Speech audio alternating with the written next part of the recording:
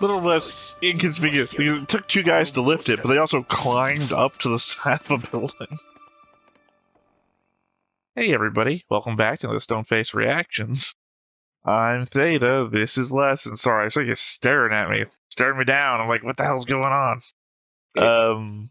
We are back for another episode of Mobile Suit Gundam Wing. We have notes, we have a board, but before we get into all that, we haven't done something in a while that I feel like maybe we should do again, and on the recommendation of a commenter, I wanted to take a look at a different opening to the show that we will never get in our own watch through. So, as per the recommendation, I think... Oh, God. See, it's Necromancer when I'm looking at the names on the comment side, but when you click their name, they'll take you to their YouTube channel, and their YouTube channel will have a different name. I can't remember, so I apologize. I want to say it's Robert, but Necromancer recommended to us the Italian opening of the show, and I want to take a quick gander at that. So let's take a quick peek into the opening that our Italian friends got.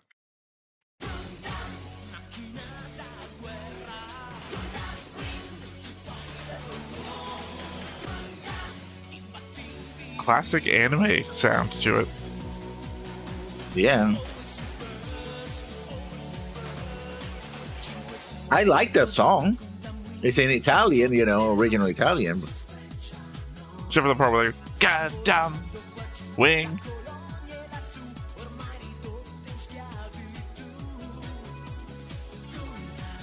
I mean,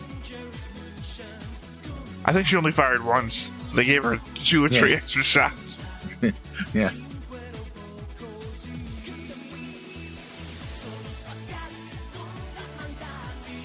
I mean, I feel like we could be not a watching bad song. Yu-Gi-Oh! Yeah, but it even though it's Italian, it has the spirit of a typical, anime song of the era, right? I don't know. I feel like we could be at the disco. Yeah. I mean, again, it's Italian, so I'm not surprised. So they're fighting for freedom.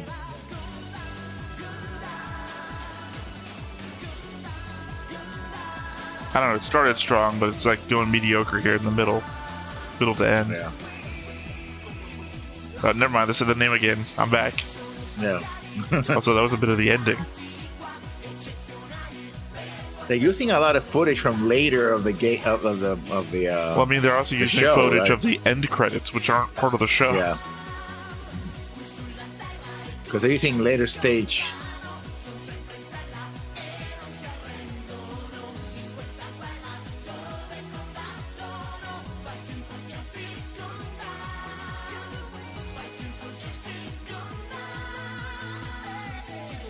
I actually like the music. I don't know what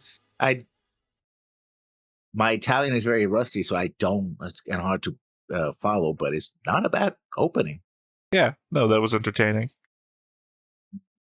All right, well, back into the normal stuff. We also do come with a board, and with the board comes the board changelog, where I have connected Otto to Bonaparte with a red line. I marked Otto as dead. I marked Bonaparte as dead. I connected Catherine to Wu Fei with a green line. I added King Peacecraft and marked him as dead with a green line to Darlin and a blue line to Zex and Relina. And then I added a white line between Lady Un and Noin. Now, why does he have a green line to Hiro Yui? The original Hiro Yui. Who are you? Oh. Wasn't it implied that they stood together against the Alliance? Yes, so. But I don't remember. It could be my memory be faulty. I don't remember an explicit connection, but sure. Well, I recall that they were like one of the last holdouts against the United Earthsphere Alliance, and that the indication was that Hiro Yui in the episode where we saw him, where I get the picture from, was in the same thing. I mean, maybe it's my memory. Maybe I've given him a green line where one shouldn't exist. Yeah. We see there also be a red line between Dr. J and Lady Yoon, right? Because of the whole confrontation. We're the rebels. Blah, blah, blah, blah. Yeah, I guess.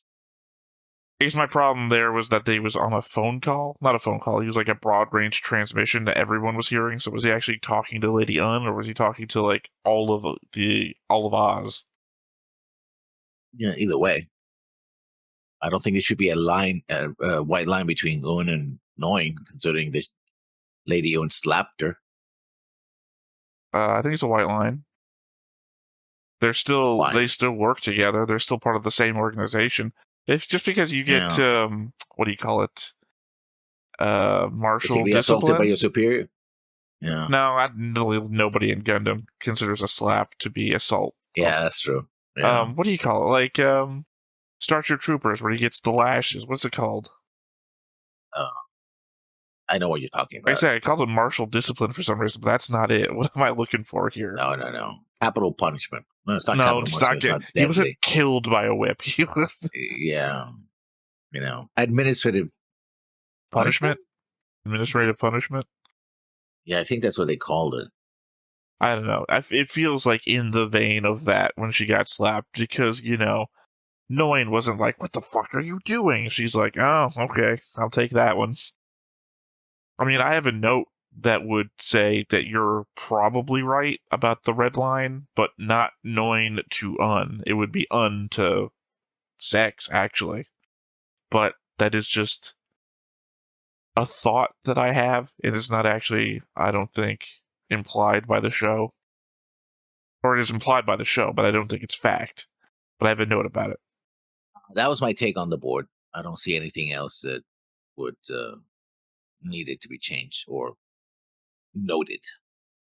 I mean, I certainly never recognized back when I was originally watching it that Bonaparte was the guy at Sank Kingdom Base. Didn't put him together back then, but it's clearly the same guy now. Wasn't he the guy from the balloon? In the blimp, right? Yeah, that one. That's what I'm saying. I didn't put together it was the same guy until we were watching here, and it's like, now that I'm responsible for taking notes, I got to recognize that this is the same guy as before. So he went from that base and flew in a blimp to the Sank Kingdom. It probably took him a while. Although I do have a note about speed and. So do I. I hope it involves a helicopter because that's fine. Yeah, yeah. Like that's gonna happen. Yeah. Well, no, because I think it implies something else, something funnier. But since we're talking about the notes, let's go ahead and go into notes. And I've got more, so that means I go first. Zex says that Oz deserves respect for giving countries a second chance after the mistake of having formed the Earthsphere Alliance. Zex's motivation is clearly understandable since the Sank Kingdom was destroyed in the Earthsphere Alliance's attempt to bring all countries under its banner. Him seeing its creation as a mistake and using the banner of Oz to tear it down to make a more diversified world fits with his backstory so far.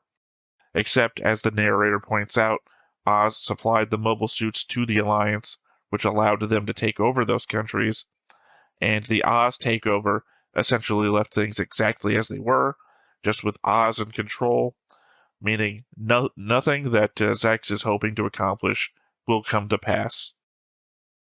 Well, that fits right into my second note, which is basically the same.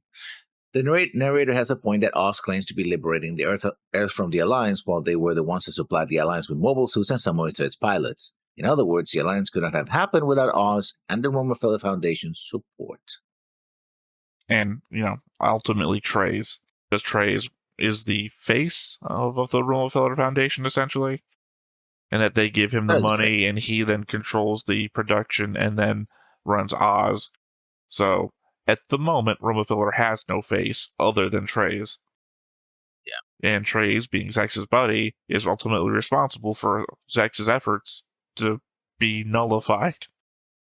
All right, well that was my question. Yeah, that was your note in response to mine, so back to mine, because my next one is basically just a follow-up. These were like one note before, but I separated them for the purposes of what they're pointing at. So Treize tells Un to learn more about Oz and implies that people are easy to kill and the planet shouldn't be ruined. At the same time, as per my previous note about Oz's responsibility in the rise of the Alliance and subsequent replacement of it, now Therese is suggesting that they take over the world in order to be hated, and that hatred will drive them to be stronger out of necessity to survive, and that alone should be sufficient motivation for Oz. Again, I have another note that is basically the same thing you just said, but in the form of a question because I didn't really understand what he was trying to say. I understood what he said. I just don't understood the logic behind it. Really, it doesn't kind of make sense to me. So, according to Therese, Oz must conquer the Earth in order to harvest the resentment of the rule, Oz rule, over the planet, which in turn serves as a motivation for Oz to remain strong. WTF? It's like, you know how Darth Maul got sent to like a swamp planet in order to train him in survival? Yeah. It is the most aggressive way. Like, Oz basically takes over when it thinks the Alliance has fallen on its laurels and is no longer giving its best effort. Survival of the fittest on an organizational level. They're saying the world will hate us, and that will cause us to be the strongest organization we could possibly be. Granted, I actually think, since I can't remember what the point of this is, but I expect we're going to get a 20-minute speech about it at some point, that the idea is actually something else. Yeah. But on the face of it, on this speech alone, I feel like he's saying that Oz will be able to survive because it has to. Okay, but my point of it, and I think that will come on later, they'll try to explain it. Whether they successfully do it or not, I don't recall. Or whether I accepted it then, but I would have problems with it now, probably, many, many years later. Is it, okay, so you want to survive, but it's an argument of self-validation, like, the thing is shaped, by itself, kind of, and that's not the phrase, but, it's like, oh, we need, well, at no point do we say, okay, why do we need Oz, right? Why does Oz have to rule the Earth? That's a condition unto itself, distinct from the need of Oz to survive and exist. I would argue that's, in fact, an entirely separate consideration that is negated by Therese's point here. Everyone will hate us, and that will make us stronger. So that then if somebody asks, why do we need Oz? It doesn't matter. You can't get rid of us. We're too fucking strong. We survived on your hate. You're not going to kill us by we're not necessary. You couldn't eliminate us when you hated us. How are you going to get rid of us now? Except, that usually, historically speaking, ends up the wrong way, because when everybody piles against you, eventually they will find chinks in the armor, and hate alone is not going to protect you. Yeah, well, again, the element that I brought up as I was saying it, that I obviously think it's going to be for a different point later, because, we don't need Oz at all, might be Therese's later point down the road, and he was trying to create a straw man for him to then fight against later. But, again, I don't remember. That's what I anticipate happening. But the argument right now is either setting up for that thing that I just said, or, again, I forget what it's called. It happens all the goddamn time in anime. You throw everybody into a pit, and obviously the only one who survives the pit is going to be the strongest, right? Yeah, battle royale, basically. My problem is in my head, I have mixed it up with a different thing. I think the first time I ever encountered that thought was in Inuyasha, where, what was the bad guy's name? Naraku? Was it Naraku?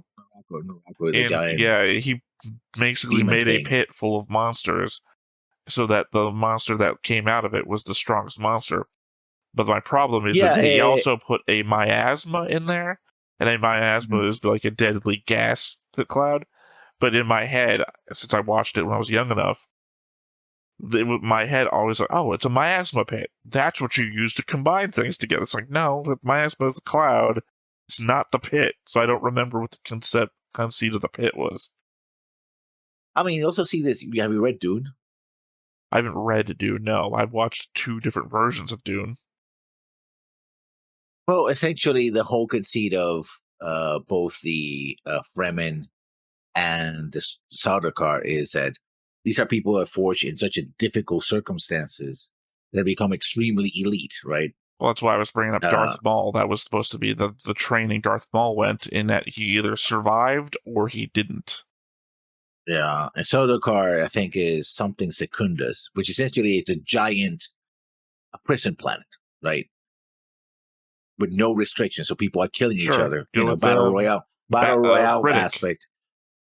Yeah, Riddick comes from a prison planet where he is literally forged by. That's why he has the eye thing going on. Yeah, he got literally injected with a thing that lets him see in the dark. He is that way. Well, Chronicles of Riddick kind of says, "Oh no, actually, he comes from a warrior race." Blah blah blah blah. But in the first movie, Pitch Black, he's literally just a convict who's locked up, who's just fucking badass because he only guy from that prison. And so eventually what happens is the Emperor says, okay, whoever is the strongest, if you pledge your loyalty to the Emperor, you will be taken out of this planet. And also they get reprogrammed so that they don't go wild unless because they're supposed to be extremely strong, elite, and highly disciplined, right? Forces. And the Fremen is because they come on Dune, and Dune is a desert planet and is extremely harsh, and over the generations they become elite warriors because of it. So it's a Klingon story, version of the best warriors. I would say Klingon. Maybe Hirogen? Yeah. But I never liked the Hirogens. But then again, cool. I like the Hirogen, especially when they, what? All we actually do need is hollow ships. We can hunt whatever we want forever now. Until we got rid of the safety inhibitors, and now the grounds are killing us. We're not good at this. We're not actually good at this. All right, well, that was your response to mine. Ironically, Otto saying that Zex is the only one that can control the tall geese goes right into Zex's previous complaint about how people treat him due to his nickname. Enemies target me, and allies expect more than I can accomplish. And here's Otto, nearly killed himself testing the tall geese, handing it off to Zex, saying, "You got this." If Zex wasn't actually as good as his nickname would imply, then he'd get killed in this thing. Would make for an interesting show, though. A Char-type character who's actually faking it the entire time and just getting lucky. Yeah, but that's not what we get. I want to also point out, what we get is not bad, but I had an initial note that I deleted because it was kind of just dumb. When they land and Otto's like, "Oh God, he broke a couple of ribs. He's got internal injuries," and then they still force him kind of to walk with them into the hangar with gurney or something. But also he's holding him like this, which is let's move those ribs a little bit. Stretching those ribs. Yeah, it's the same thing happens with Hero later on, which I didn't make a note of it, but I was like, wow, this is dope. But anyway. Well, I don't know if what you're talking about. Remember, I'm making the joke about, oh no, he broke his can of tomato soup behind his neck or something. Yeah. Because the element that they pick him up, and there's literally no blood, not even a drop of blood dropping from the back of his head, even though it's pooling on the ground behind him. You see something pull out of it, but it could be dirt or sand. Yeah, no, it's sand. Yeah. Because it's not red, it's all completely brown. And also the ground behind him is not absorbent enough to stop it from pooling blood behind him. It's not soaking into the ground. So it doesn't make any sense either way. Also, he's a fucking but I'm talking about Terminator. something happens. If something happens a little later that you're like, I'm like, okay, never mind. I'll make a comment on it when we get to it. Well, I mean, that was my notes. Final note. Go into your next one. No, but I want to actually start my actual notes for a change. No. I'm saying go into your next one. I'm not saying go into that one because whatever you got. Yeah. Episode 9, Portrait of a Ruined Country. My first actual note: how big is that transport aircraft? We saw other smaller mobile suits carried either in a long position or in their backs, but we have the tall geese, the biggest mobile suit so far in the series, in a kneeling position inside the cargo hold. Like, this thing shouldn't fit in there, but I guess it's Schrodinger's transport, right? It's as big as it needs to be, right? I would say it's only probably about a couple of maybe a meter or two bigger than a Leo. because it stands to Wing Zero, about the same height, and Wing Zero is only slightly taller than a Leo. Yeah, but Leos are very compact as well, the way they fly. So Yeah, no, they're I'm talking like about on their height-wise. knees. Yeah. Well, I'm because not, Leos I'm talking are about a Aries, little not in Leos. taller Yeah. than an Leos are, Aries. Well, Leos are a little taller than yeah. Aries, and Aries get stored at full height in those things. I can't remember, because I was thinking back to this for for a later part of the show, when they're bringing the transports out to drop on the Gundams, how many they were carrying, because they told us how many transports they were bringing. And the last time Lady Un brought 5 in one transport. And it's like, oh, is that the maximum amount they can fit in a transport, or was that just how many she was given with one transport? And then now that you're bringing it up, I can't remember what it looked like, because we saw the inside of that transport when they were dropping them, and there was one Leo in that group, so conceivably we could have seen how that Leo is being transported. I was confusing Leos with the Aries. The Aries is the flying one that is. Well, yeah, but no, I'm When it's bringing up the transported, Leo. it goes. I'm bringing up the Leo specifically because remember that the tall geese is a prototype Leo. Yeah. So I'm comparing Leo height to prototype Leo height. Still, it seems off. Like this is a guy's just sitting there. It's like this. If it were being transported in its back, right, and with parts separated, like if they took the veneers off and put it somewhere else, that would make more sense. Like, okay, this is a big machine. We have to make sure it fits. But he's like, no, he's just like, what's up? Ready? He's like leaning like there, like, yeah. I mean, I don't know. When we see the transport planes flying and it's the Gundams, they're laying on their back and everything. Don't know. I mean, it's a commentary you made during the reaction, so I recognize where it's coming from. I just don't know. The show doesn't like to handle details pretty well. So nope, no, it doesn't. So there is elements that I think are coming to fruition. Older things that seemed like they were nothing might actually mean something moving forwards. So maybe there is an element of intelligent design at play here. Well, would hope. Let's see. Another dub flub. Hero and Duo talking near the water, and in the sub, Duo is making a challenge to Hero. First to destroy that fortress wins. Except in the dub, he says ship. First to destroy that ship wins. And the camera pans over to an island fortress with a bridge attached to it with no ship in sight. Yeah. And they don't destroy any ships, so yeah, it's an island. It's an artificial island that they're attacking. That's why I say it's a flub. Yeah, I noticed it because I can do it in English ship because I like what are you talking about, Duo? It's a rock. It's a rock with buildings on top of it. What are you talking about? That's not a ship, Thought it was worth mentioning. Boy. Yeah. Okay, talk about the narrator. Okay, let's move to the lasers. For lasers that can hit they can't hit a giant mobile suit hovering a few hundred feet off the ground. The power of the principal character monologue is just too strong, I guess. Mind you, I will say the following, that when the Talkies does get eventually hit by the lasers, they do nothing. But at that moment, he's avoiding the lasers, so it's like, oh, maybe it can hurt him, right? They don't. But it's like it reminds us of that scene with Delta, right? It's like, oh yeah, no, they you didn't let me get there, man. You know I would have brought that up. I was going to say I'm going to cut this part out and add it to your notes next time when we talk about Delta. Like, oh, your camera's frozen, and just like put this audio bit there while you're pretending your camera's frozen. Yeah, well, I mean, the whole idea about the tall geese is supposed to be faster than anything else, so the idea is that it's dodging before anything else. And I know, as ridiculous as it seems dodging laser shots, we do it in Gundam all the time, so. No, but in this particular thing is Noin and Sex. I assume we're early in the episode, so you're talking about Otto doing it. No. It's Otto's later. Yeah, it is Sex doing it. Yeah. Oh, no. They're talking, the lasers are going up, and they're like, hey, I guess we should retreat. Oh, I guess that's a good idea to retreat. Okay, fine, whatever. No, and then he said, no. He goes into a monologue about, why am I such a coward, blah, blah, blah. Let's go, And he's just standing there. The lasers going.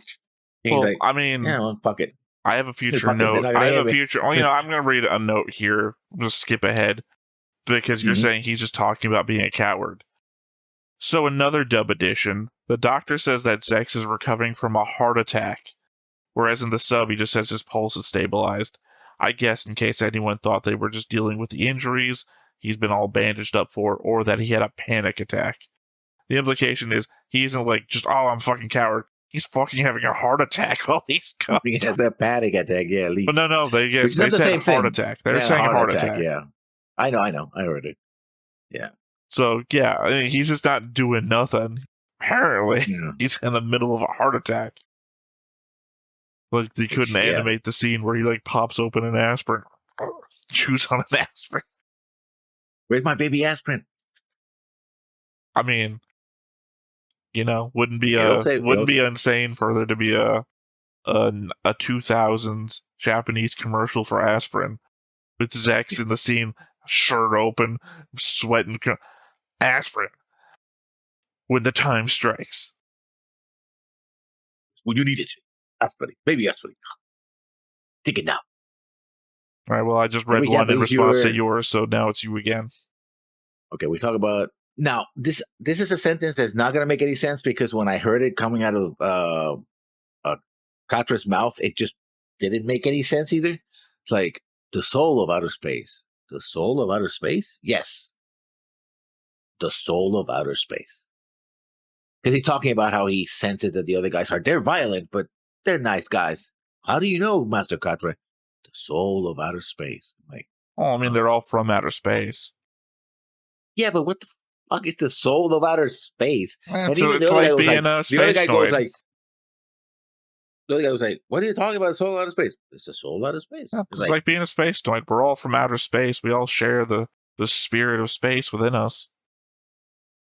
I should have had this note. I didn't. I thought about it, but I thought I was running out of time, so I cut it short. Later on, it's like, oh, he has mind reading abilities, I think, or because he does the whole, oh, I'm hardest or hurting. No. I don't think so. Quatra is super empathetic. He is hurt by other people's suffering. He's not. Yeah. He's not like new typing this shit. He is just. It hurts. It hurts watching people suffer. Ooh, but let's see how long that lasts. The whole show, I bet. All right, back to another one of my short ones. It's so hard to track Hero's movements that a teenage girl with nothing but obsession and time can do it. And not, the global military-industrial complex that also wants to find him. And money. He also has money. We don't know if she's using the money. Assumedly, she's not in control of the money. Assumedly, her mother is in control of the money, and she's not going to be down for, hey, how much money do you want to spend on finding a guy again? We can get you on a thing, She certainly rode the money all the way to that school on the limo, so yeah. Well, she already had a limo. They already had a limo. Like I said, I don't think she's hiring detectives and, co-opting. And also the implication was that students that knew her in that new school. Here's what I think is actually happening to defeat my own note here, is that I think they just went back to the same school. I think Hero, even though we already saw a scene where he deletes his own records and whatnot, I think they legit just went back to the same school. That's not Relina just found new friends who are instantly as into her as her old friends. I think those are the same people. And that Hero just came back to the old school. They don't know that he was trying to leave. He just came back after a short absence, and now Duo was here. Yeah, although that school also got wrecked. Well, no, it got a little hurt on one side. It doesn't mean that the whole school could be out of commission. That is my Occam's razor. What makes the most sense here? A bunch of people she seems to just show up. And then hey, Relina. That seems odd that she would be instantly, well known and liked by everybody. Or it's they know him too as well. It's like, oh, you're, because some girl comes like, oh, heroines. Yeah, I know Hero. It's like, oh no, I never got to meet him again. Devil's advocate. I'll meet you halfway. Maybe the school did get wrecked, and this is just the transfer location that Yeah, students came that's what I to. thought. Yeah, that's what I think it's But my happening. problem is that it defeats my entire note that Relina tracked him down or something like that. Yeah, so it I'm just happens being to be there. flippant. Yeah, I'm being flippant with this Yeah. note. Mm-hmm. To my next note. Another, because these episodes has those lines that I go like, what the hell? I know what the Gundam pilots are after. Do you? Do you really know, Otto? It was like, they just want to die in a glorious way. It's like, how the fuck do you know that? You haven't talked to them? You haven't seen, they're just blowing up stuff. Why would you know that? I think it's entirely realistic for people to say wrong stuff sometimes. Yeah, but For it just us, comes it's out like of a red nowhere. herring or something. But for Yeah. well, it doesn't come out of nowhere. We don't get Otto's internal monologue, so. Well, that was Otto saying it out loud when he I'm heard saying we don't get his internal sex. monologue, though. You're saying it Yeah. comes out of nowhere. Dude's having thoughts all day. All we're hearing the shit he says out loud, though. If there was a show centered around me, in like not current day, but like when I was like working and all that shit, you just see the camera follow me down the road, and I suddenly start saying something about Star Trek or Star Wars, and then I wonder what this. Yeah, I would say the most random shit because you're only hearing what my mouth is talking about. You don't know what's going on up here. Yeah. I think it's pretty realistic for a character to just mumble something that makes no goddamn sense. But he says so after he overhears Sex talk about how the Tallgeese was the foundational mobile suits, including the Gundams. And then he jumps into the conclusion like, oh, that means I know what the Gundam pilots because are after. Otto is fucking already dying himself from all the not dying, but he's like super injured just from piloting the thing. So his indication is like, oh, only Zex can handle this. The pilots must be like Zex. Only overlay what I think Zex is like onto these mystery people and figure out what they're up to. It's a stretch, I'll give you that much. I'm not going to blame Otto for being wrong. For one thing, he does die this episode, so. Yeah, but it doesn't. I mean, one thing has nothing to do with the. Oh, because it would make more sense. And later on, he talks about how he wants to sacrifice himself for Sex. So it's like, okay, that makes sense, right? He's loyal to him. He knows about who he is, right? He knows that he calls him the king of. I guess maybe I should have. Clearly, I forgot to bring this up when we were doing the board. Talking about the board is that I obviously extended the Sank Kingdom thing to the king of the Peacecrafts and whatnot. But maybe I should have put the Sank Kingdom thing on Otto. Because he's literally like King Zex. Yeah. Implying that he understands the lineage and everything, which puts him in a small group of people who knows, maybe he doesn't know Miliardo's name, because I think he was on King Peacecraft. He's not King Zex, but he could have been from the Sack Kingdom himself. That's, I think, the implication. That's why. That's what I'm saying, is that maybe I should have put that on him, but I don't think anything is actually given to us in relation to that. I guess to your next note then, because that was my note about Otto saying headquarters didn't mention the Sank Kingdom base's lasers, according to Noin. Seems like a pretty massive oversight, and not one that could have been an unknown, considering that Oz HQ would have been closely tied to the Alliance HQ not days before. So one has to wonder if this might not have been an intentional move to get Zex and company killed. Given Lady Un's jealousy towards Zex and Trace's relationship, doesn't seem impossible that she could have withheld important information as intentional sabotage. I believe it. That was the note I was talking about when you were talking about the white line between Noin and Un, and I was like, well, maybe not that, but maybe a red line between her and Zex. But again, that would be an establishing fact before we then later get Lady Un outwardly displaying that jealousy or internal monologuing it.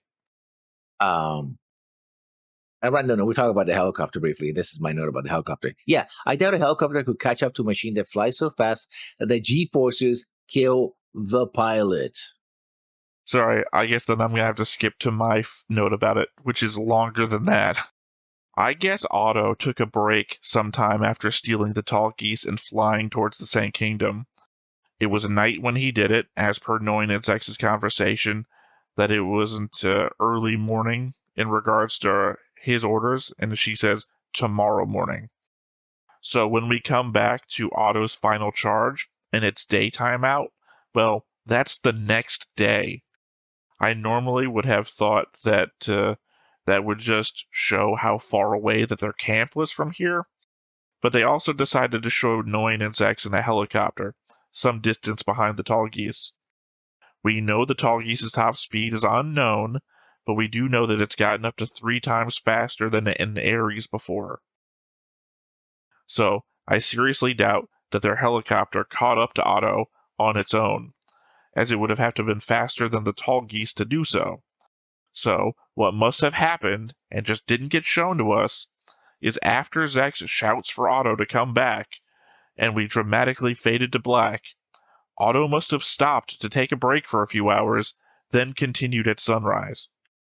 One would hope so, otherwise it makes no sense whatsoever. Well, remember, Otto was also injured, so it's entirely possible that he did, stop, okay, I've got the tall geese, they can't catch up to me. I'm gonna take a break. But, thematically, or not thematically, not even narratively, dramatically, that's not interesting. That takes away from the maneuver. So, we fade to black, Otto, come back! Yeah, take a break. And then fade back up to daytime. It's like, oh, we're gonna catch him. Dude has not been flying for several hours, or, again, it was the previous day to the next day. So at least 6 hours. At minimum 7 hours. Say they were 11 o'clock at night to 6 a.m. in the morning when the sun starts coming up. Yeah, this series' sense of scale is truncated, I'll say that much. Of time and space. Even the maps are atrophied. Entire parts of continents are just lopped off. Maybe they're underwater. I mean, it's gonna be my Gundam Wing soundtrack cover band. Is gonna be called Otto's 7-hour break. My next point then, and this is just so funny because I saw the picture and I was like, what the fuck? Good to know that Relina was creepy even as a baby. Because she has the open mouth I'm like, what? It's supposed to be cute, I guess. It's supposed to be cute, but it's just like, Jesus Christ. I'm not one of those people who are like, oh, babies are ugly, but that was unsettling. Babies are ugly. You only think they're cute because either one, they're yours, or you're, something about the whole continuation of the species thing. Oh, it's a baby. What it represents. It's so amazing. The beauty of life. No, I'm going to stop. Yeah, you don't want me to clip that out. No, I'm not going to clip it. Although, I'll be honest, I haven't been in a clip out funny shit that we've said lately. No, it's still going to be probably watched by somebody somewhere, and I shouldn't say something it's not going to look good at the trial. Yeah, no. I have been thinking about going back and getting septums. What? Because I've been listening. I listened to us making fun of it, and it's like, oh, this is pretty funny, but it would be pretty good as a line on there. And there was something else from the last recording, the last 2 episodes that we watched, that were literally, our notes are about, somebody said something, I'm like, oh, that would make a good out of context thing too. Young man, think about what you're doing. Something. It's always funny. I only think about clipping the funny stuff. Yeah. But yeah, I'm not the kind of person that thinks that kids are inherently ugly or creepy, but Relina's face there is just...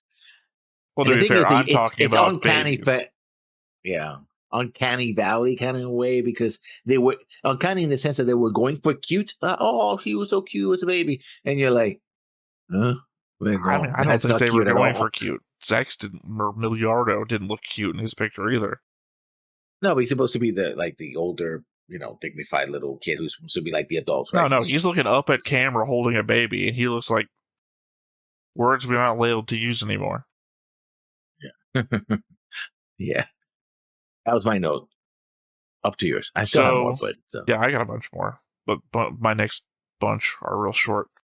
So Quattro's servants are here to protect him, but ultimately report back to his father, who remains in the colonies, implying, unlike the others, as far as we know, Quattro is a known element in the colony that he comes from for being a part of Operation Meteor.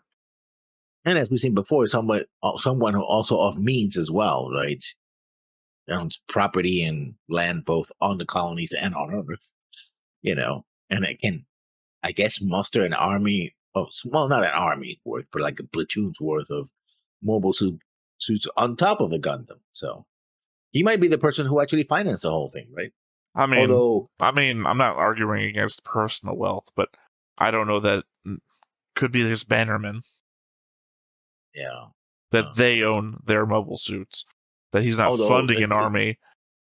Well, I mean, I guess he's funding the army as an upkeep and feeding and whatnot, but he didn't buy those mobile suits. I'm not saying as fact. I'm just saying the possibility exists that these are their mobile suits, their bannermen to a family.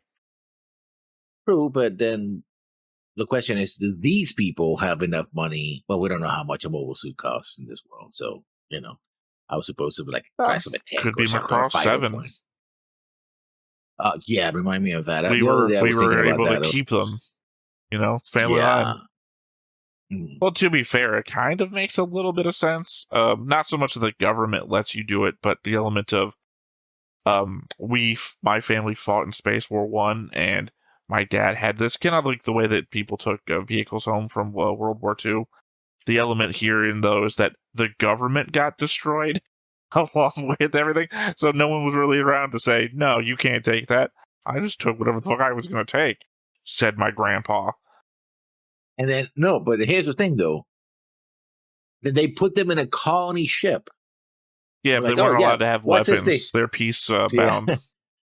Yeah, they're like, oh, yeah, what's this? Oh, this is my ancestral transformable giant robot that can take on giant aliens. Okay, that's it all. In context, it's not as silly as you say. It is pretty silly. Our ancestral... Well, I mean, the ancestral part doesn't really work out because it's only been, at that point, 50 years? Yeah, I'm just making a joke, I mean, it's literally, you could say it's been in my family for 3 generations. It's it actually has been. This transforming robot literally has been in my family for 3 generations. And not only am I going to pay for you to put it in this colony ship, I have a place also to store it inside the ship, right? It's the logistics doesn't work. One thing is you take this vehicle, you're talking about it like it's incredulous, but I mean, I don't know how much money for space is on this thing. There could be a giant shared space, like a hangar specifically for vehicles, and in which case, what you're arguing is so much how big a mobile suit is. Not even a mobile suit, whatever, Valkyrie or Monster or whatever. And in which case, it's not actually, you're not paying that much for the space because there's a lot of upward space that they can occupy that isn't going to be occupied by anything else. So legitimately put them in standing form. It's a ship. It's a ship. Well, we've seen the hangar. The hangar is filled with a bunch of these that are standing up. So legitimately, you're being charged for foot width. It's still, why would you care? I mean, no. Why would you? One thing is if I owned one, I'm not fucking giving it up. I got a Jeep. Okay, fine. But I'm going to carry it into a new planet just because? It's a giant mobile workers in the Universal Century have a job. They're useful. These things are essentially mobile workers. They're peacebound. They don't have the weapons anymore. Yeah. God damn it, I got that giant stump in my yard. Scoop? Yeah, but you could probably, I mean, why rent a thing? I've got a thing.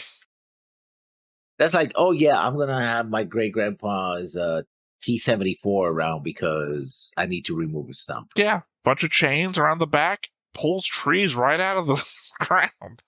Yeah, that's... why not? It's I think the difference here is that... I don't think there's a difference. I think it's perfect. You're making excuses for why this wouldn't work out, and I'm like, yeah. It's like, why? If I had a T-51, you don't think I'd keep it? It's also maintenance of that stuff. It's pretty expensive as well in real life. Like an actual tank is not that easy to maintain. Oh, thank God we're on a spaceship filled with mechanics and everything. again, it's still going to be expensive. It's going to be something that it doesn't make sense. It just doesn't. I think it makes It's like- sense in the universe of Macross. Obviously, no one's fucking doing it in Gundam. It doesn't make sense. It only makes sense because they did it in Macross 7. They never done it again, by the way. Nobody's like, oh yeah, That by the you way, know about. did it happen in Frontier? I appreciate how much you're like, did it happen in Frontier? How Did it happen in aggressive Delta? you're getting. Yeah, how do you know? How do you know it's not happening in Delta or Frontier? It's not happening on screen. I mean, in Frontier, they needed more troops and did more you people. read all of the? Did you read all the manga? Did you play all the games? You know everything that happens in the entire universe? No. Oh, now we got to reference outside material from the. Yeah, sure. We're doing that. Yeah, well, apparently we are. You're the one who wants to argue every dramatic point about it and get real up into the screen. So. Anyway, your next note. No. I think that was my note. Okay, we're still on the Quattro's family thing. Somehow. Don't know how we got here. Okay, you finished that. My next note then. And I'm down to episode 10. A hero distracted by defeat. So Sex went from lieutenant to colonel.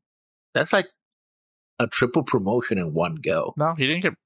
Are you referring to when he says lightning baron to lightning count? Because that happens No. in the He episode. literally... He starts it's like, oh, Colonel Sex. I'm like, wasn't he a lieutenant in the last episode? I Like, think you're confused. I legitimately think you're confusing you. I know you're going to indicate to me that you're not and that you're going to whatever. The only thing that happens to in that episode is Lady Un, who gets keep referring to as a colonel. That's only because she's a lieutenant colonel, and they're just not saying the lieutenant part for some reason. No, they mentioned that he's a colonel multiple times, including when he makes the call later on. It's like, oh, Colonel Sex is on the line. Like, and she's like, I don't care. I 100% disagree with you, and I don't foresee any reason to continue this argument. We're going to get another episode in a minute, so we're going to find out in a minute. If you're Googling anything, Griffin, I'm about to call you Griffin. You got me so angry at you right now. Which I'm not even angry at Griffin, so that's weird. I just think you're throwing me... No, because I saw you staring off for a second, and it looked like you were typing, and I'm angry every time you go to research something in the middle of our argument. No, I was looking at the video that I had opened, but it's not the episode that would show it. That's what I'm saying, though. We're about to get into an episode, so if Zex got promoted, we'll hear it again. So you'll be proven right or wrong when we start watching the episode. So there's no point in going on back and forth about what we heard, what we didn't hear, etc.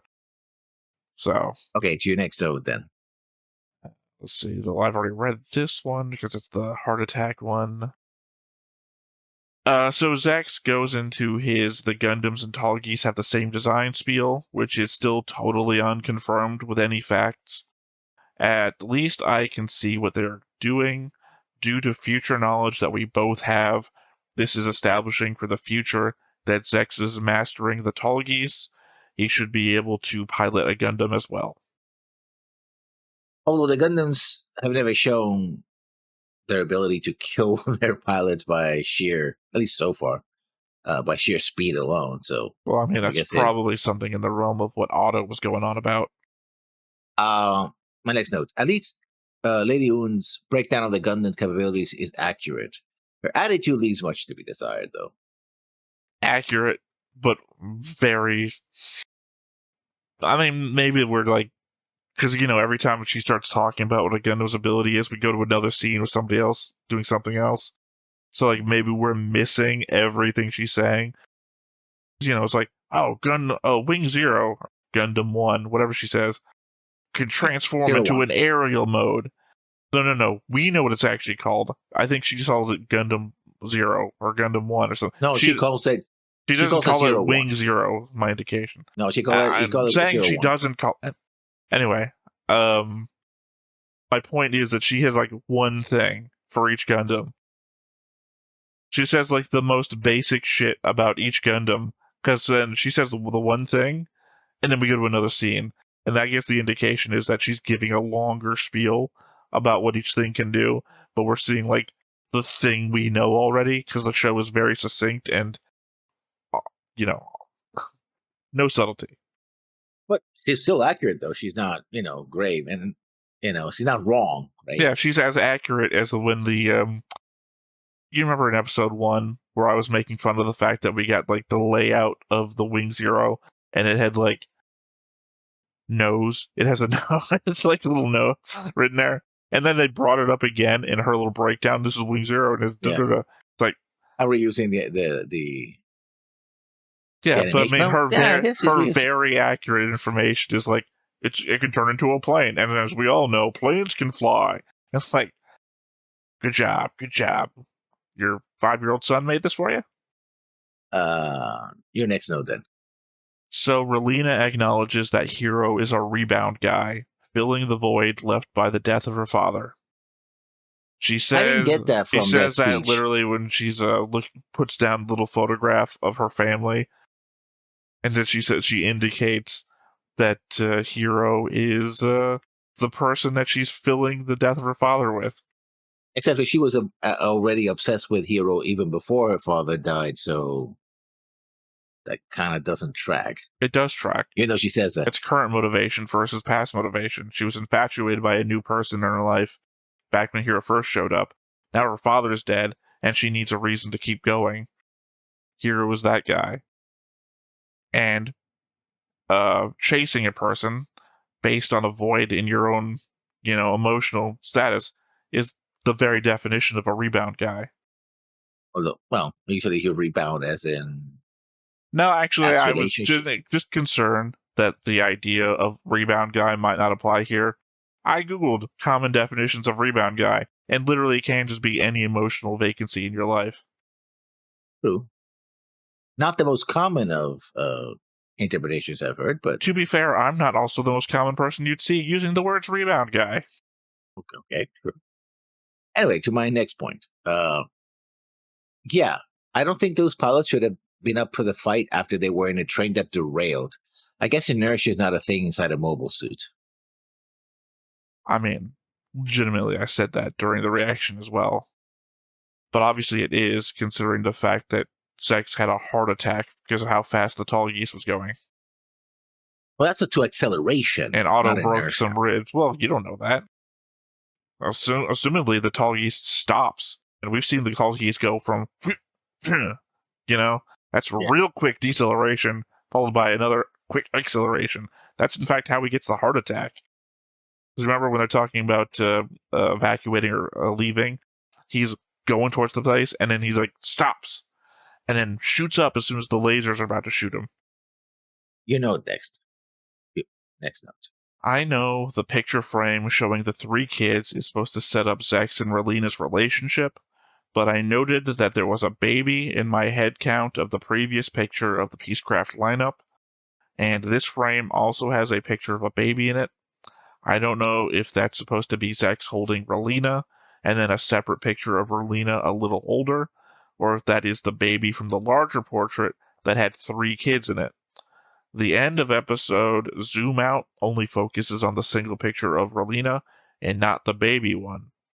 If it's a separate baby from Relina, then I have to wonder if they ever do anything with it, because I certainly don't remember.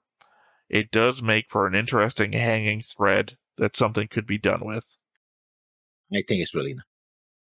I don't think so, because again, they look the same age as they do in the other picture, and there was the 2 of them, and then there was a woman holding a baby, and now we have a picture of Zex holding a baby and another of Relina. When he's in the giant picture, he's not so much older that Relina could turn 4 or 5 to that picture face that you're making fun of, and still him being around the same visual as he was there. So he could be holding that baby. These could all be pictures from the same day as that giant Peacecraft lineup. It could have been a cousin or something like that, I think, because I think you see it's a royal family portrait, so it probably includes brothers, sisters, cousins, uncles, right? That doesn't mean that it's still family. Still a baby in the family. Yeah. My indication, or my thought process while I was writing this note down, was there's a character who's yet to make an appearance, who I do not remember being related to anybody, but if that was the baby, could explain some things. And it's something I'm be looking forwards to in the future, to see if maybe that's just something I never picked up on when I was originally watching the show, if that character turns out to actually be related to anybody. Okay, if the Alliance had the ability to wipe out the colonies in a single attack, why didn't the Gundams target that ability first? If not hitting the satellites themselves in attacks a so-called space barge, right? Because otherwise, they should have happened at any moment. It's like, oh, the colonies are attacking? Okay, we have missiles. Point them at them, Well, maybe they it's didn't know called, that they it's had the under, ability, because they never threatened them before. So they didn't know. Like, assumedly, anybody in the Alliance probably has ICBMs. If this is, like, supposed to be regular Earth, there are certain countries on the Earth that have ICBMs. Assumedly, those ICBMs could reach the colonies. So there are a bunch of weapons in the arsenal of the Earthsphere Alliance that could target the colonies, but you would just never expect to. Also, not for nothing, it's an extreme maneuver. Like, I feel like what they're doing is crimes against humanity and not war crimes. I think it would be both. I think there's a difference between, okay, I hate to... What is going on in the opening narration of the show feels like Los Angeles, which is being heavily argued to be a legal authority of the president, and us not this feels like a certain level of crime. But and by the way, I guess since I'm bringing it up, is the viewpoint of this, hopefully my viewpoint, hopefully your viewpoint, not cool? Stand against it? Oh. Yeah, okay. Just making sure. Is the viewpoint, I was about to say a blanket statement, and I realized I only talk for myself, because a lot of times I say shit you don't agree with on a normal basis. So, viewpoint of the channel, we do not stand with, we do not support the president. That's a whole different subject. Look, this might get edited out. I don't know. My view, I'm just saying. Yeah. But when it comes to what they're doing with the missile platforms in the show, that is President Clark at the end of Babylon 5. That is anything that Zeon would do in the Universal Century. That is a step beyond. So there is the expectation that they would never do something like this. We have no reason to go there. What we're doing is, I don't know, it kind of feels like what the Gundams and Operation Meteor are doing are kind of what Zex talked about a little while ago. We're going to dismantle the Earthsphere Alliance by taking apart the thing that keeps it together.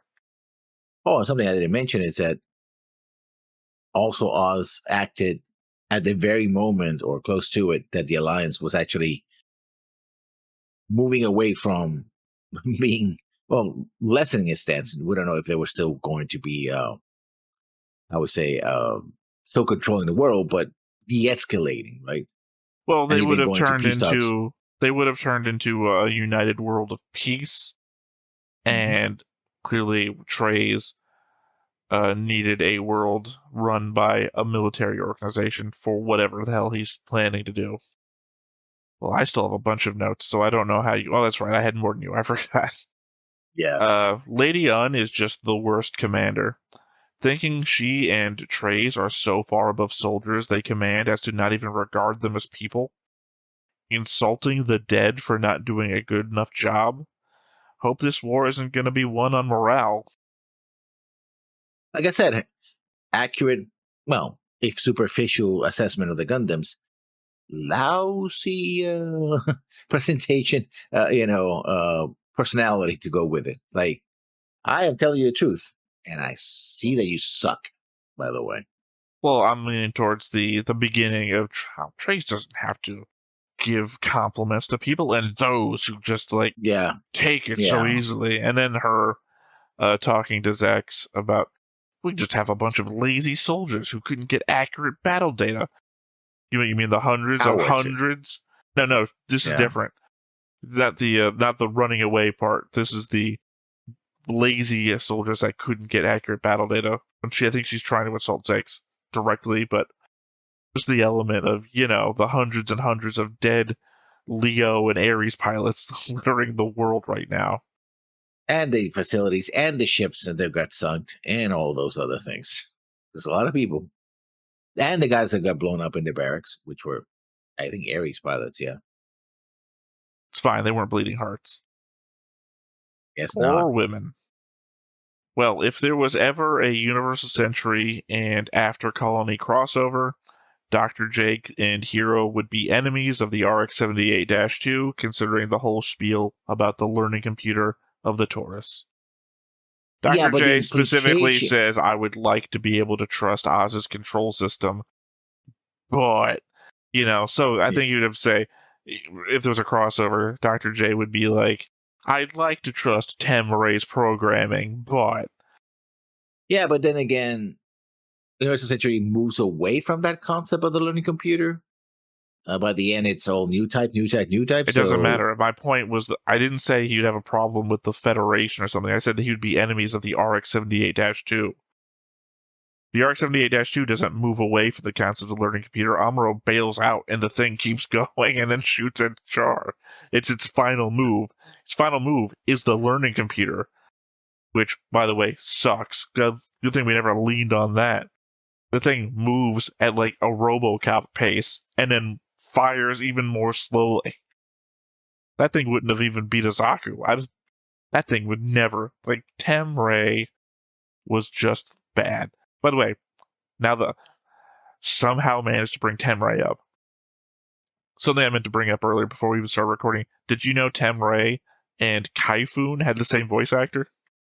Oh, I didn't notice. At least Temray from Movie 3 Gundam, Encounters in Space, and Do You Remember Love Kaifun are the same voice actor. Sorry, I found a website that does pretty good. Do these movies or do these animes have the same voice actor, and what role are they in each one? It's not very complete, so I can't look up like SDF Macross and Mobile Suit Gundam, but I could look up Encounters in Space and Do You Remember Love? Same voice actor. Well then, we have more notes, right? I do. Sorry, I just thought I had it up, but I don't. I mean, it's pretty clear that Lady Un didn't understand anything Trace told her before about how easily people are killed and how fragile the planet is. She essentially just repeats the same thing about the colonies, how fragile they are, and how the people there don't matter. Yeah. Take those words and twist them, because she's all about winning at all costs, I guess. Even if it doesn't make sense. Well, here's the thing, is I think my final note is probably going to be the one you're going to disagree with the most, because it's just the least human one. Okay. At the end of the day, Lady Un's plan wasn't that bad as an end-run gambit. It would have been a horrible war crime for sure, but in the realm of defeating an undefeatable enemy, this was something for sure. The whole how do you defeat Superman course. You threaten what he cares about, and you don't attack him directly. There was no way for the Gundams to retaliate against the threat from their current positions, so they either capitulate or watch the colonies die. Dr. J's call really doesn't change anything. His assertion that the colonies aren't fighting, but he is, doesn't change the fact that the Gundams and him both care about the colonies. Further, it paints him as a terrorist acting on behalf of the colonies and from them. Duo says that they bluffed with the colonies, but in no way was that true. We know Lady Un was going to fire those missiles. The Gundam pilots that didn't surrender were, via their own stupidity for thinking that this was all a bluff, willing to let the colonies die. Had it not been for Trey's saving the day, ironically. Yeah, but it is still a cowardly move, though. And the problem with it's Sorry. Anger and Prop 2 anger for no reason. It's not on them, it's on her if she fires the missiles and kills those people. In which case, they have no other recourse than to hunt down everybody in Oz and kill them. Because again, it would be on them. They were ordered to surrender. If you don't surrender, that it is on you for that other person pulling the trigger. It's on both of them, technically. I would say that on a your actions level, I don't know how you'd be able to sleep at night knowing that you were the one who thought they were bluffing, and then you called their bluff and they weren't bluffing, right? You say that Lady Un is the only one responsible. Lady Un said, I won't shoot if you surrender. And they say, you're bluffing, don't surrender. Lady Un then destroys the colonies. At the end of the day, you've got to have it in your head, fuck, I should have surrendered. But, they don't. So, again, Trace is the only savior in this regard, because he's the one who calls her down. You say it's cowardly, I say it doesn't fucking matter. A win is a win.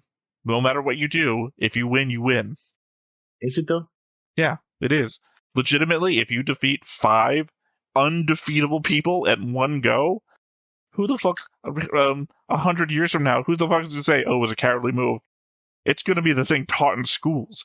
How the fuck do you defeat 5 undefeatable people all at the same time in one master stroke? Here's the thing.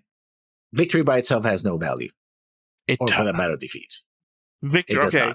Individual victories, I would argue, have no value, because individual victories are the victories of one thing, right? Unless it's like, I'm the guy who shot Bin Laden. Like, I don't know. At the end of the day, your argument would be victories themselves don't carry on. The people carry on, right? I think it's all about a matter of context. And there's always a spin. It's like, this actually could massively backfire if, and again, it's like, oh, so that's your play. That's your last play. Well, finally, we want to find a way to, once you neutralize that. Okay, just the element you said this could backfire. It's like, what? The colonies will dislike Lady Un? The colonies fucking hate the Earth Alliance, and they don't particularly care for Oz. They, in fact, Operation Meteor targeted Oz. Specifically, not even really the Earth Alliance. So, what? We're not going to have the people on our side? Oh, huge loss that was. The people actively already against us, who we're actively already against, because we're putting them down in the streets. Legitimately, this is the Trays wants our group to be hated. So, them not seeing them in a good light, not a massive loss. Also, you say victory doesn't always matter. I think in this case it does. Legitimately, the Gundams are like an undefeatable foe. So being able to take them out, the show essentially would be over. Who's going to stand up to the Oz and Trays now? I guess we would just time skip to the second half of the show, where you know what happens. Or not even the second half, just like the end of the show. But I don't know if that would happen either, because Zex wouldn't have the motivation or the equipment to get there. Anyway, those were your notes, right? I don't know that I'm willing to keep moving on yet. Obviously, you're not willing to keep talking about it, but the element is that you've introduced the conceit that you think being a coward is less valuable than winning. Or, no, not less valuable, it's more important than winning. I believe that... you're Marty McFlying is what you're doing. You basically are saying that victory by itself has a moral value, and I reject that. No, I said nothing about morals. I said victory is more important than morals. The morals are different than ethics. It's not either ethical or moral in this matter, but still. Yeah, no, I already said it's a war crime. Yeah, but I'm saying at the end of the day, it's still a pretty good plan if you're willing to throw everything out the window. I don't know. I don't understand the point of view that you can't look at a thing and objectively look at it outside of emotionality. How do you accomplish the victory? How do you accomplish victory? This is coach in this is clearly shown in the show in context of morality and ethics that she is wrong for doing this. No. My note leading into it was literally that she doesn't learn anything from Trace's previous speeches. I'm talking about just from the outside view. You have 5 undefeatable enemies. How do you win? And there's legitimately no way to win, except she did find a way to win, and it's the most unacceptable thing to everybody in the show. But you have to take it. She did find a way to win. I think this goes into the same realm of what if Island Fish did hit Jaburo? I mean, it's still a massive war crime that probably killed billions. So Yeah, no, I mean that's not in debate, but it probably may have also ended the war. maybe. My idea therein was I used to play a lot of war games, and in war games you get scores based on the things that you accomplished, right? I'm Yeah. not talking like Warhammer or anything. I'm talking more like Starfleet battles and shit. So in the realms of victory, you can throw yourself out there to try and achieve at least a minimum level of victory, regardless of the cost to the forces you have in play. And in that realm, I respect any attempt at victory, regardless of how improbable or what the cost is.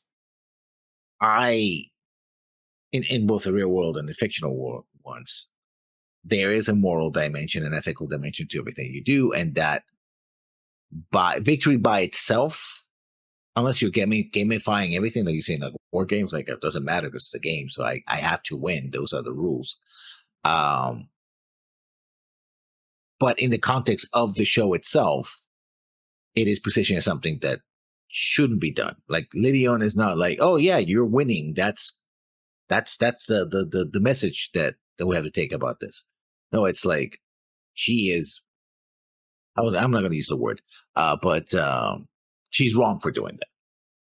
Yeah, nobody but Lady Un disagrees that it's wrong to do. But at the end of the day, everybody understands whatever victory she can. Being wrong to do and achieving victory are not. Sorry, words just escaped me. They don't have to be. Yeah, they're not exclusive things. You can be in the wrong and win. But trying to achieve victory at all cost by losing sight, which I think that's the message here. It's losing sight of what you're trying to achieve is kind of my point. Well, that's Trace's message. Like I said, as I prefaced, my note before this one was how Lady Un didn't understand the message or what Trace is going for, which is very much a people are easy to kill and everything is easy to ruin. Don't do that. But at the end of the day, I gotta respect the ability to win outside of the parameters of the fight. I don't. Which I guess is just where we're never going to understand one another. But then again, I come from gaming, so not from creative writing and whatnot. Mine isn't from a realm of needing to understand people. The people I have to deal with are imaginary and do exactly what I tell them to do. But before we get started, make sure that you hit the like button, hit that subscribe button, comment down below to feed that algorithm. On top of all that, if you want to watch more shows like this, unfiltered, uncensored, and uncut, as well as some early access stuff, you can check it out over on the Patreon. It's just $5 a month, but hey, no pressure. There's zero pressure in order to do that. It's just a little bit of extra support, and it would be greatly appreciated.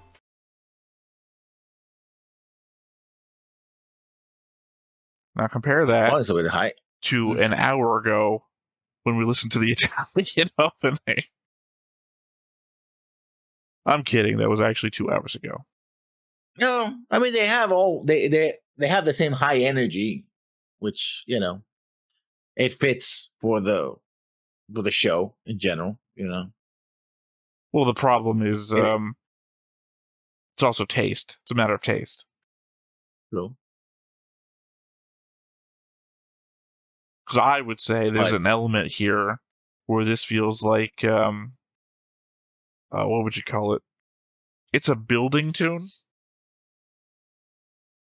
Every beat, every octave of the singer's voice seems to build into, like, I would describe it as waves. Crashing into the next lyric. So you're just carried through the song, waiting to hear what the next thing is. Whereas the Italian one was more classic opening. It was classic 90s. It had a little bit of rock and roll and also a little electronica as well into it.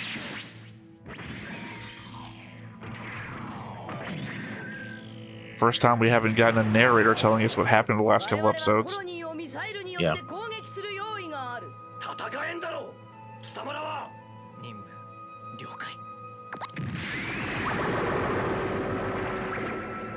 And now we know how what's his name survived the explosion of his own. Although No, this one wasn't a because he nuclear only had the explosion. cut. He wasn't standing on the outside. Yeah.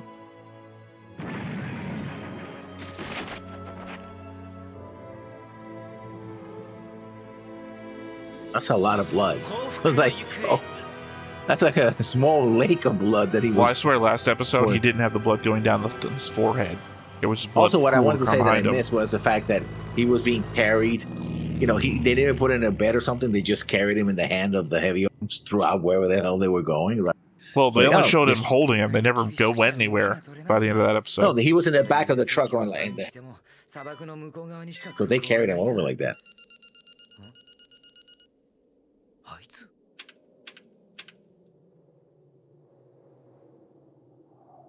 Yeah, that's a lot of guys. We retainers. I said Bannerman. Batman, yeah.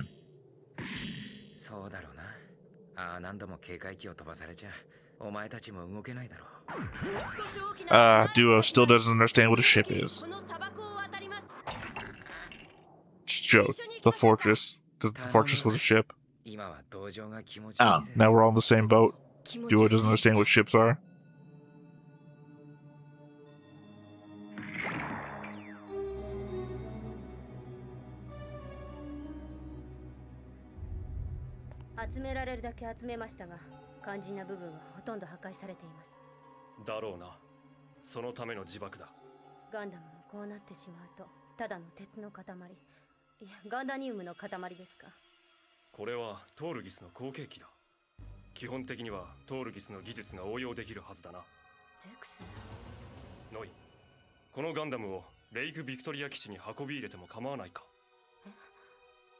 You know, technically, we're the same rank.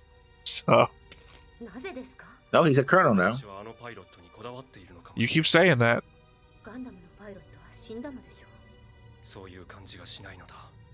Until they say colonel in the episode, it's unproven.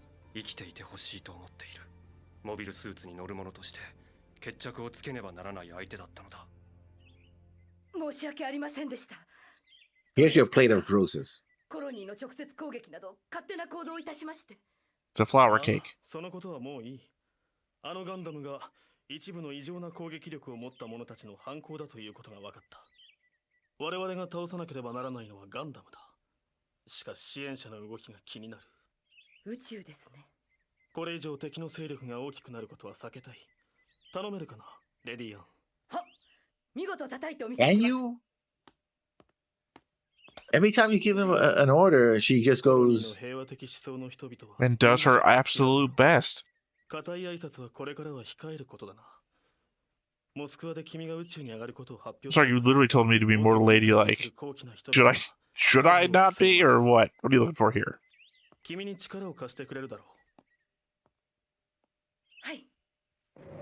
Damn me. You shouldn't have worn gloves today. But touched his actual hand. 辺りにレーダー反応はないな。バカ、それが一番当てにならねえ。3回して警戒しろ。we're gonna spread like 5 paces away. こんなところに何があるんだ。地球圏統一連合にもオズにも属さない中東諸 A 国 non-specific Middle East nation's に配 base. ってもらいましょう。基地？こちら異常なし。こっちもだ。同じく異常なし。了解した。地下基地か。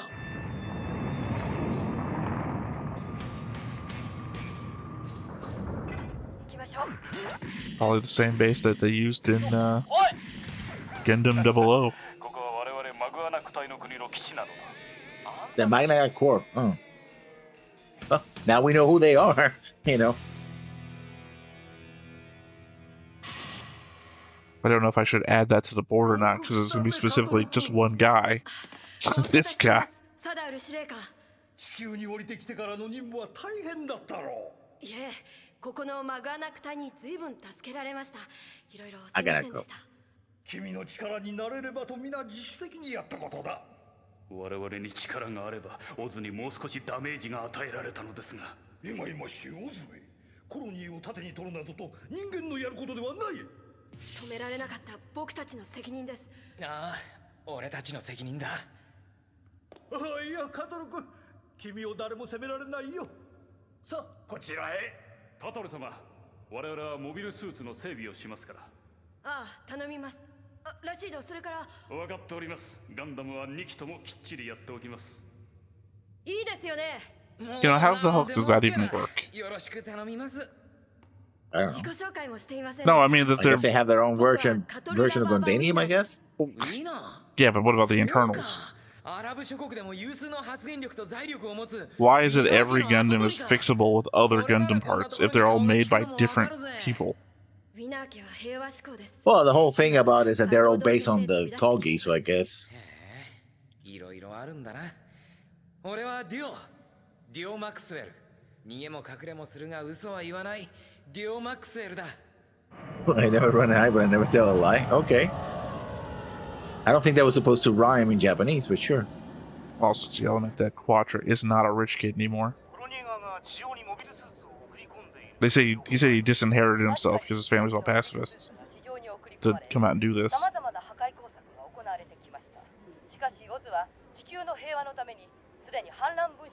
So you gave him a bunch of flowers and you took one with you. バラの花が少しも似合っていない。 Well, that's a bit judgmental. I mean, she was the one woman that killed her father, so yeah. I mean, fair. Okay. So like, maybe a smidgen of... Okay, hold on. Still judgmental. You're judging her based on her appearance, not what she did. You're judging her how she looks. That's a... Wow. They it's so fancy that...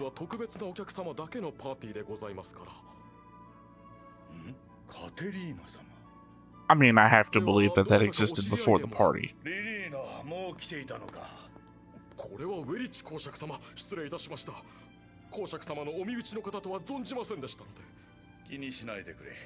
さあ行こうかリリーナ。パーティーが始まってしまう。For a moment, I was like, is this guy related? And then his sideways, let's go, Relina. I was like, oh, never mind. Clearly a fake. Yeah. 気にすることはない。ここは年寄りばかりでな。あなたのような若い人は珍しいのだ。わあ、ウェリッチ子、可愛いお連れさんだこと。リリーナ。 Hey, okay. Okay, no. Not exactly a date. ダメだダメだ。まず私が最初なのだから。ご迷惑でなければ私と踊っていただけませんか。迷惑だなんてとんでもございません。私でよろしければ。 Sorry, my brain was rattling there when she said young people don't often come to these parties. A special occasion. Like, yeah, when Epstein's around. やはりピースクラフトの面影がある。ピースクラフトをご存知なのですか？知っておるとも。 Or did. Unless you're being coy and you're like, yeah, I know one. Her name's Relina. キングダムの王家ピースクラフトとは親しくしておった。13年前、王家が滅びるまでは。どうしてピースクラフト家は滅んだのですか？愚かなことだが、平和を望む人間もいれば、争いから利益を得る者もいる。前者がピースクラフト家で、後者が地球圏統一連合だった。平和を訴えて邪魔者扱いになったということですね。連合を否定したロームフェラ財団の奴らまで武力を振りかざし始めた。何がオズだ。 That it then sold to the Alliance. Yeah. Well, remember, Trey's is the one the Roman fellas give the money to, and then Trey's does whatever the fuck he wants. どうした？気にするな。私も客だ。 I'll always love the Oz belt buckles that have Oz written on them. Just so you know who they are, right? Well, to be fair, Kinda they used to awkward. wear Earth Alliance uniforms. Yeah. ウェリッジ公爵、トレーズ・クシュリナーダの代わりに参りましたレディー・アンと申します。ミさん、お話をいたしたいのですが。その前にそのバラの花をいただけんか。私の孫にやりたいのだが。リリーナ通りよ。なぜここに？おじい様、私もバラの花が似合わないものです。私にはオズの汚れた返り血が似合います。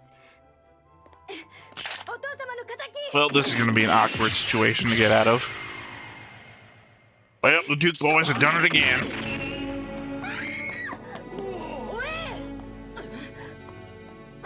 So Lady Ann is pretty good at dodging. あの子の勇気の足元にも及ばんが。貴様らみんなあの子のファンでな。表から行く。これからの時代にはあの子の見せた勇気が必要なのだ。私も勉強しなければいかん。Okay. Interesting statement right there. Well, I mean, it's representative. It's the older generation that didn't stand up, looking forward to the girl who does. Mm-hmm. Couldn't they build the last step so they could walk out of the thing, right? Oh, of course. It's a Middle Eastern country, right?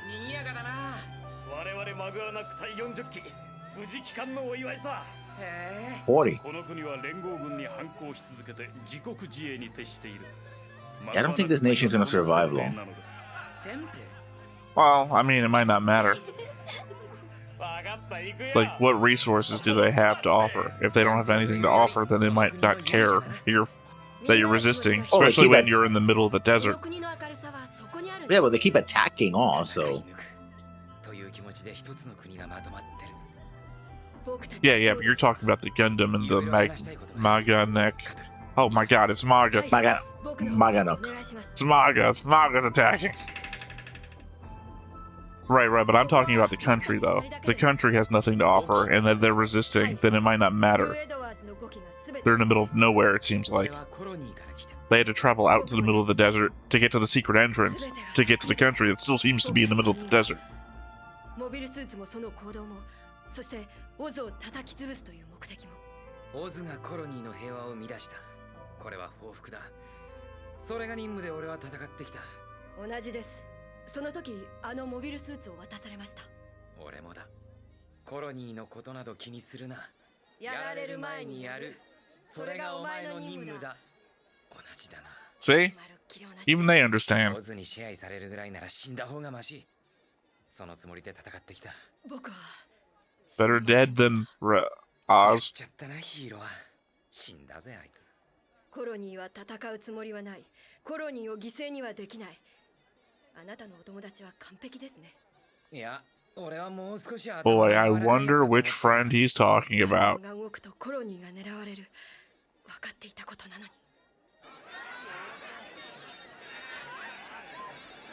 国の気持ちが一つになっていない戦いか。孤独な兵士ほど辛いものはない。隊長！ん？すぐ司令室へ。オズのモビルスーツ部隊が接近中です。何？ I guess they decided that this was worth it. これを見てくれ。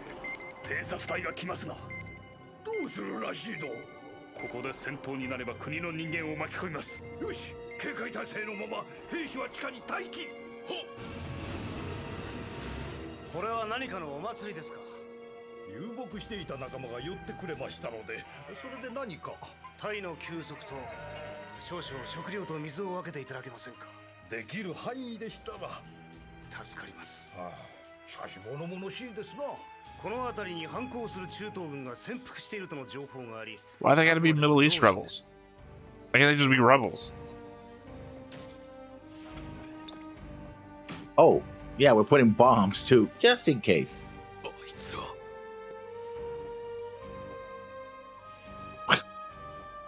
Little less inconspicuous. It took two guys to lift it, but they also climbed up to the side of a building. どうだ？動かせません。振動でも爆発する仕組みです。ラシード、どうしたんだい？カトル様、オズの奴らしらばっくれてこの町に爆弾20箱置いていきやがった。次元式なら回収して捨てればいい。動かせない細工がありそうです。奴らこの町に絞ってきたということはマグアナク隊のいぶり出しだな。ご丁寧に深夜12時にセットされている。夜の砂漠戦がお望みらしい。 I think it's the most convenient thing to do, to go into bomb disarmament while wearing sunglasses. ガンダムが迷惑をかけているんじゃないの。そうだ、俺たちが追われてるんだ。攻撃方法が周到です。かねてからこの町が怪しまれていたのでしょう。聞いてくれみんな。オズがここを嗅ぎつけ攻撃を仕掛けてくる。もうこれ以上奴らを騙すこともできんだろう。そこで I'm confused. What do you mean they will be attacking? This feels like this was their attack.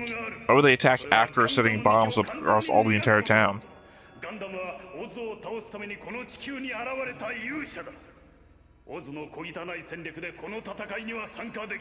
think the bombs are there to flush them out.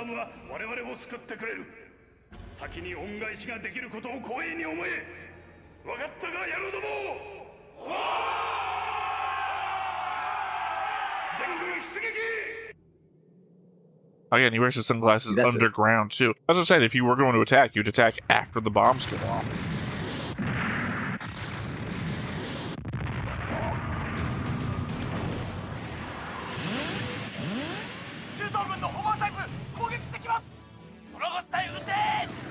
Again, you can just say troops.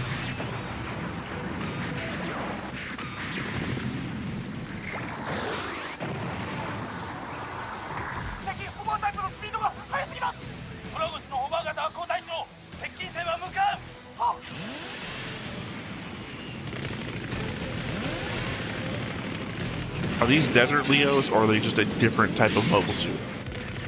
I think they're a different type of mobile suit. Well, because it's got the Leo face thing. Yeah, but I think that's the idea is that all suits are like that, right? Well, no, the Ares doesn't have that. The Ares isn't just the Ares isn't just a flying Leo. It has its own thing. The Cancer doesn't look like that either.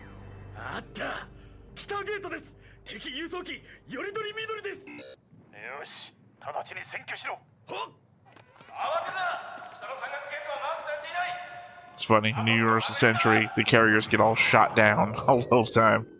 And, after Colony, they get stolen all the goddamn time.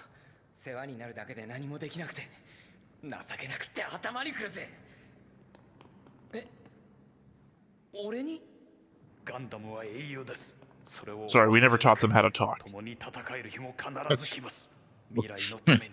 Damn.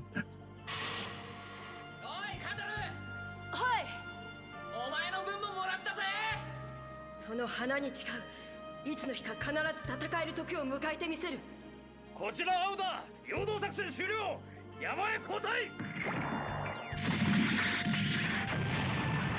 Somehow we didn't lose one guy. No, they lost two guys. They lost two of the basic hover tanks. Those two got destroyed.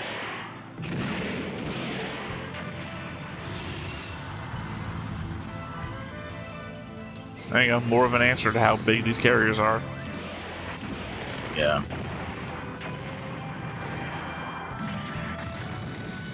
And we just punched that guy to death.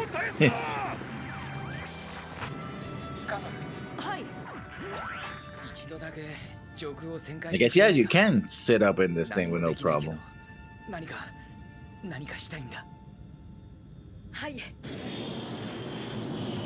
are you gonna do? You don't have ranged weapons. Oh, there goes another one.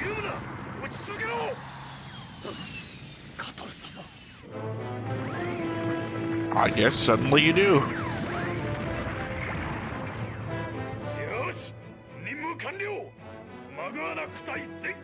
And they destroy their town too. Kind of reminds me of Gundam Wing, didn't it? The thing with the desert battle. Kind of reminds me of Gundam Wing, does it?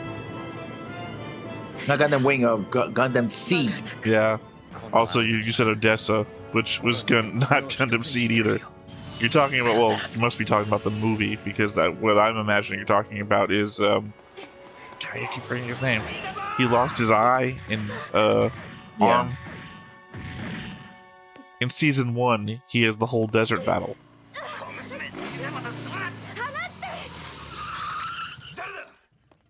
そのお方はこちらで保護する。レディアン特措の命令だ。得意の指図は受けん。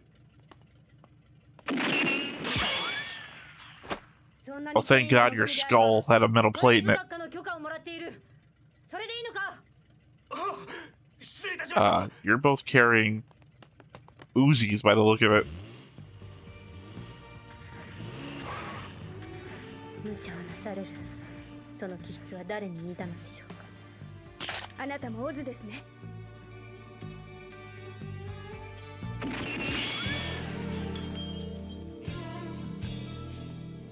Nope, I'm part of the Horde. お迎えに上がりました。Yeah. The lion symbols the alliance. Yeah. To bring you to your brother. Is the implication that when she shot the hat off his head, she shot the lion symbol as well? Because when she shoots it, ding, and the metallic noise and the ricochet effect were essentially on his hair, right in the head area. So it's like, oh, thank God, I thought I killed a guy. He seems like the kind of loyalist that doesn't care as long as he gets it done, right? What? If she shot him in the head, it's like, okay, never mind. No, I'm pretty sure the other two guys would have shot her if she shot the third guy in the head. Yeah. Yeah, well, I'd never heard anyone... Well, to be fair, I never talked to anyone about Gundam Wing before. The idea of referring to Noin as a loyalist just sounds weird. Oh, she's loyal to Zex. And Zex is technically the leader of... Yeah, but a loyalist, I feel like, right? implies more of an organization, and Zex is part of no organization really yet, unless you're not clearly Oz, if she's like, no, fuck Oz. So...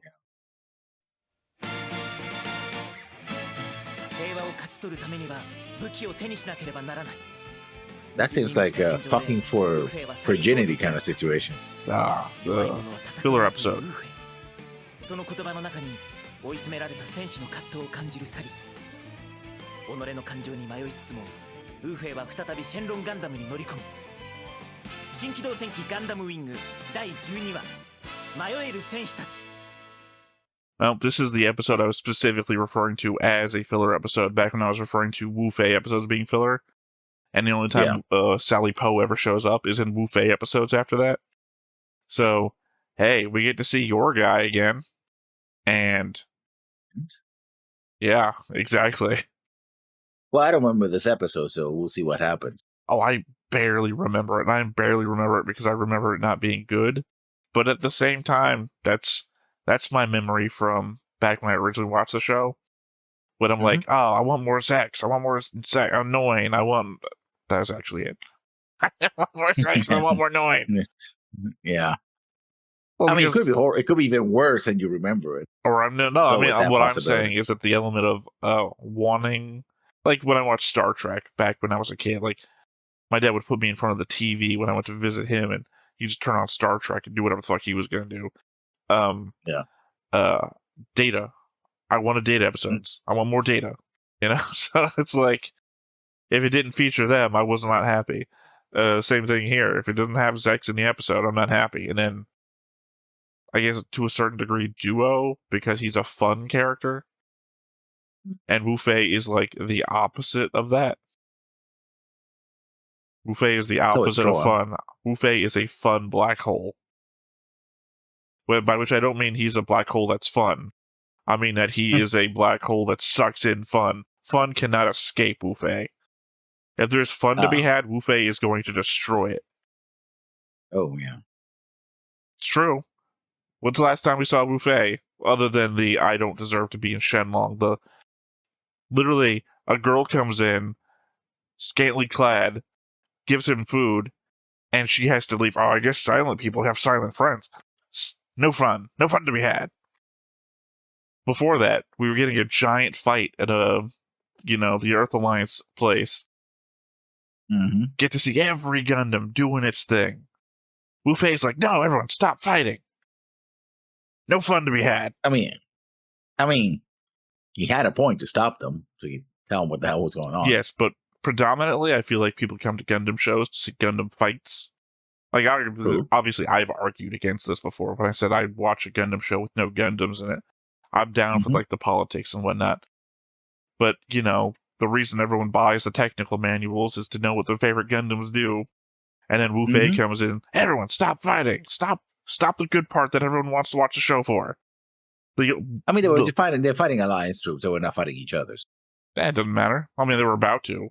Like, it seems like a bunch of them were about to, and then they get into the whole conversational bit. But, you know, essentially, this is the first time that all the Gundams have been on screen together, of course, except for Shenlong. And then, what does Wu Fei come in to do? Stops the Gundams from fighting as one, and Wu Fei is a sponge. He's a sponge for fun, and he doesn't let any of that shit out. He has a job to do. That he's currently not doing either. Yeah, because he doesn't deserve that. He feels like you should pilot Shenlong for the mistakes that he's made. So he's gone from murdering people in their sleep, insulting a great character, Noin, by calling her a woman, stopping a fight scene that I'm sure most people wanted to see because it was fun, to not letting Troa and Catherine have a conversation. Well, he was just there. He didn't say anything. She was the one like, yeah, quiet people like quiet people, and she walk away. Troa didn't say anything either. Troa's not, he's not like, oh, I wanted to talk to you. But you might remember in my rankings of the pilots, Troa was just above Wu Fei. The second part of the totem on the worst part of the totem. So I'm just saying that Wu Fei's already demonstrated that he is a black hole of fun. So I have to assume he had some part in that. I would feel like if Troa was just there by himself, Catherine would have sat down and talked to him. The addition of Wu Fei is what makes that untenable. And now, next episode, we get to see Wu Fei coming back to getting into Shenlong alongside, hi, I'm Sally Poe, and I have to knock on everyone's door to tell you I'm moving into the neighborhood.